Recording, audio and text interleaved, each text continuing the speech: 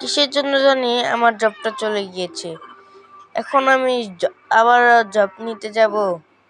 এখন যে ড্রাইভারি জব লবো, চালাবো বাসের স্টেশনে চলে এসেছি। এখন বসকে ফোন দিলাম, বস বললো একটা চ্যালেঞ্জ কমপ্লিট করতে হবে। ও ভাই, মনস্টার ল্যাম্বরগিনি। ও ভাই, গাড়ি থেকে নামতে পারি না, সময় এই যে এসে পড়েছি। চালিয়ে যে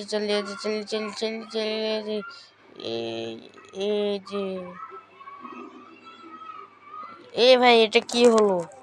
ভাই, আটকে গেছি কেন?